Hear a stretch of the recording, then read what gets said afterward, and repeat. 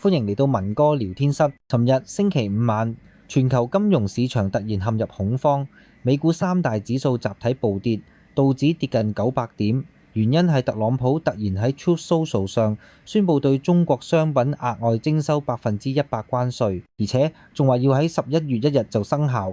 呢個消息嚟得太突然，好多投資者都措手不及。但係呢單嘢背後其實反映緊更深層嘅問題。中美之間嘅稀土戰爭已經全面爆發，而且可能會徹底改變全球經濟格局。今日我哋要深入分析呢個事件，究竟係特朗普又想玩談判技巧，定係中美關係真係到咗冇得返轉頭嘅地步？記得一定要睇到尾啦，因為呢單嘢可能會影響你嘅投資決定同埋未來嘅生活。如果喜歡呢條片，記得訂閱、點讚、留言同埋分享俾你嘅朋友。你哋嘅鼓勵係文哥拍片嘅原動力，請大家多多支持。而家就嚟同你講下今集話題。首先，我哋要了解下呢次事件嘅時序。10月8日到9日，中國商務部宣布對稀土出口實施更嚴格嘅管制措施，新增咗5種稀土元素嘅出口限制，包括鎧、鈦、彩同鈁，加埋之前已經限制嘅7種。而家總共有12種稀土元素受到出口管制。中國方面話呢啲措施係為咗維護國家安全，因為有外國機構同個人將中國嘅稀土材料轉移或者供應俾軍事同其他敏感領域使用，對中國嘅國家安全造成威脅。特朗普對中國呢個舉動反應極度激烈，佢喺 Truth Social 上連發多個貼文，指責中國採取異常 aggressive 嘅立場。話中國向全世界發出極度敵意嘅信件，宣布要對幾乎所有產品實施大規模出口管制。特朗普認為呢個係中國多年嚟策劃嘅計劃，目的係要控制全世界。佢形容呢個做法係道德上嘅恥辱。跟住10月10日星期五收市之後，特朗普正式宣布美國將對中國商品徵收額外100%關稅，呢個係喺現有關稅之上再加嘅。而且仲話會對所有關鍵軟件實施出口管制，呢啲措施都會喺11月1日或者更早生效。特朗普仲話原本計劃喺韓國 APEC 峰會期間同習近平會面，但係而家似乎冇理由咁做。美股對呢個消息嘅反應係災難性嘅。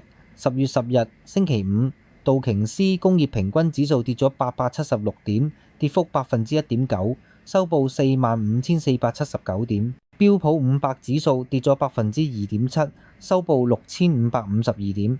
納斯達克綜合指數跌咗3.6%，收報22,204點。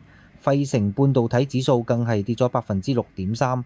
呢個係自4月10日以嚟最大嘅單日跌幅。當時特朗普宣布咗解放日關稅，科技股受創最嚴重，因為佢哋同中國嘅生產同消費聯繫最密切。收市之後，股價仍然繼續下跌，反映市場對呢一個貿易戰升級嘅深度憂慮。要理解呢次衝突嘅嚴重性，我哋必須明白稀土元素嘅戰略重要性。稀土包括17種金屬元素，佢哋對現代科技同軍事裝備嚟講係不可或缺嘅。呢啲元素廣泛應用於電動汽車、智能手機、電腦、風力發電機、軍用雷達系統、F-35戰鬥機、哥倫比亞級潛艇、戰斧導彈、捕食者無人機同精確制導彈藥等關鍵設備。中國喺稀土供應鏈方面擁有壓倒性嘅優勢。根據戰略與國際研究中心嘅數據，中國控制全球約60%嘅稀土開採、90%嘅稀土加工能力同90%嘅永磁材料生產。呢個主導地位係經過幾十年投資建立起嚟嘅。中國利用較寬鬆嘅環保法規同大量投資，將稀土精煉業務集中到中國。更重要嘅係，中國仲擁有大量稀土生產相關嘅專利，呢個令其他國家難以建立大規模嘅加工設施。對於美國嚟講，中國嘅稀土限制措施可能會嚴重影響其軍事能力。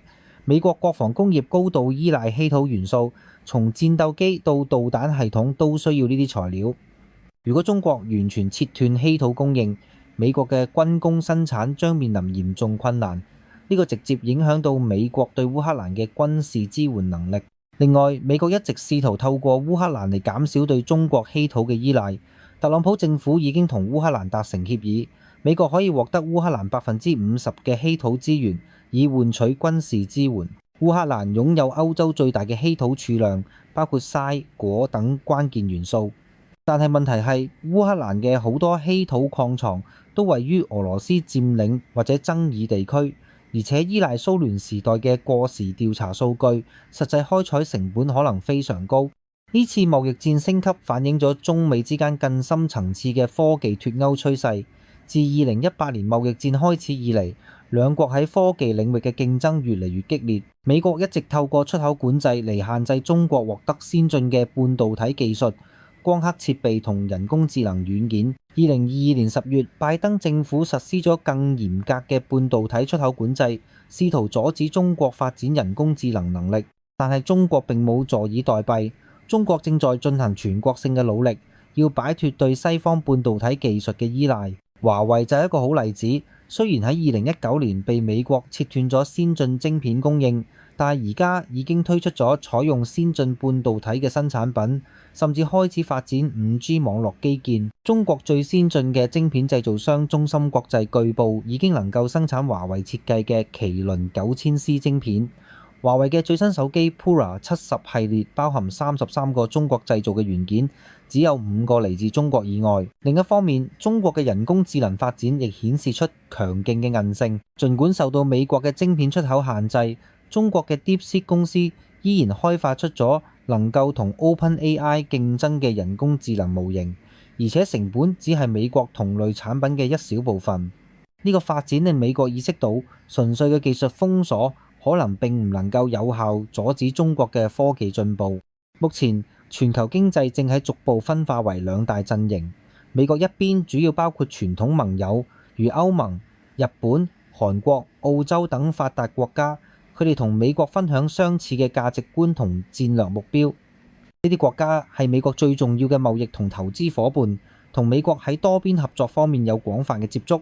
美國透過 NATO、印太經濟架構、G7 等機制嚟維持同盟友嘅關係。中國一邊主要包括威權國家或者商品生產國，而且往往兩者兼備。中國支持上海合作組織、金磚國家集團、區域全面經濟夥伴關係協定等機制，同俄羅斯、伊朗、北韓等國家保持密切關係。中國亦正在透過一帶一路倡議，同其他發展中國家建立更緊密嘅經濟聯繫。呢種陣營分化喺科技領域尤其明顯。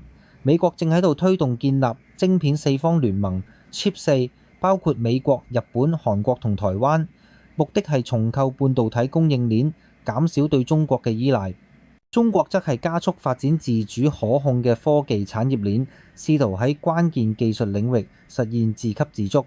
對於香港嚟講，呢次貿易戰升級帶嚟嘅影響相對有限。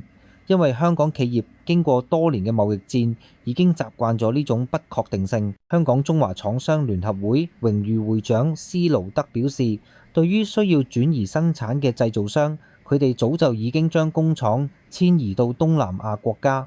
特朗普嘅額外關稅對香港企業嚟講並冇太大影響，因為呢個更多係意識形態嘅舉動。但係香港企業需要關注嘅係美國對關鍵軟件嘅出口管制。科技專家警告，對於依賴美國製造系統嘅公司嚟講，呢個轉變將會係痛苦嘅。好多香港企業可能需要尋找美國軟件嘅替代品，呢個過程需要時間同成本。對於美國經濟嚟講，100%嘅關稅將會顯著推高通脹。目前美國對中國商品嘅平均關稅率約為40%，如果再加100%，總關稅率將會達到140%或者更高。呢個將會直接推高美國消費者嘅生活成本，特別係電子產品、服裝、家居用品等中國製造嘅商品。呢個通脹壓力將會對美聯儲嘅貨幣政策造成重大影響。美聯儲主席鮑威爾早前已經表示，關稅帶嚟嘅不確定性令佢哋難以決定下一步嘅政策方向。如果特朗普嘅關稅政策持續，佢哋可能會導致通脹上升、經濟增長放緩同埋失業率上升。呢個複雜嘅情況令到美聯儲陷入兩難，既要應對通脹上升，又要防範經濟衰退。對於11月嘅議息會議嚟講，呢個貿易戰升級肯定會增加變數。原本市場預期美聯儲會繼續降息，但係如果關稅推高通脹預期，美聯儲可能會暫停降息，甚至考慮加息。呢個同特朗普希望維持低利率嚟刺激經濟增長嘅目標係相衝突嘅。從投資角度嚟講，呢次股市大跌為一啲投資者提供咗入市機會。好多有經驗嘅分析師認為，呢個可能只係特朗普嘅談判策略，而唔係真正要同中國脫鈎。過去特朗普經常用極端嘅威脅嚟製造談判籌碼，最後往往會透過談判同豁免嚟減輕實際影響。但係對於未有倉位嘅股民嚟講，入市策略需要謹慎。文哥建議關注股市會否下跌到月線圖20日移動平均線，呢個通常係一個重要嘅支撐位。另外，分批加倉係一個較為穩妥嘅策略，特別係在市場波動性咁高嘅時候，投資者可以考慮每次下殺放量嘅時候分批買入，而唔係一次過 all in。值得注意嘅係，雖然市場短期內可能會繼續波動，但係好多分析師認為企業嘅基本面仍然健康，呢次下跌更多係情緒驅動嘅。如果貿易緊張局勢開始影響企業嘅盈利預期或者資本開支計劃，市場可能會有更長時間嘅調整。但係相反地，如果出現緩解跡象或者重新開始對話，風險偏好可能會迅速恢復。此外，呢次事件提醒投資者，政策變化仍然可以大幅影響市場。就好似3月底同4月初嘅情況一樣，即使基本面保持穩健，投資者需要保持對政策風險嘅警惕，同時亦要認識到喺全球化嘅世界裏，任何一個大國嘅政策變化都可能會產生連鎖反應。總結嚟講，特朗普對中國加徵100%關稅嘅威脅，標誌住中美貿易戰進入一個新階段。呢次唔再係簡單嘅貿易爭端，而係一場關於科技主導權、戰略資源控制權同全球經濟秩序嘅深層次競爭。稀土作為現代科技同軍事工業嘅工業維他命，已經成為兩國博弈嘅核心武器。中國利用其喺稀土供應鏈上嘅主導地位，對美國嘅科技封鎖進行反擊，顯示出其戰略思維嘅成熟同對等報復嘅決心。而美國則係透過極端嘅關稅威脅同埋尋求烏克蘭等替代供應來源，試圖減少對中國嘅依賴。呢場博弈嘅結果將會深刻影響全球經濟格局。如果兩國真係走向全面脫鈎，全球供應鏈將會重組，成本會上升，創新可能會放緩。但如果雙方最終達成某種妥協，可能會為未來嘅合作奠定新嘅基礎。對於投資者嚟講，呢個係一個需要謹慎但亦充滿機會嘅時刻。短期內市場波動在所難免，但係長期嚟睇，科技創新、能源轉型同全球化嘅大趨勢仍然會繼續。關鍵係要保持冷靜，做好風險管理，喺不確定性中尋找確定性嘅投資機會。最後，我哋需要認識到呢場中美競爭可能會持續好多年，佢會重塑全球政治經濟格局。作為投資者同市民，我哋需要適應呢個新現實，在變化中尋找機遇。記住，歷史上每一次重大嘅地緣政治變化都會帶嚟新嘅投資主題同機會，關鍵係要保持開放嘅心態同靈活嘅策略。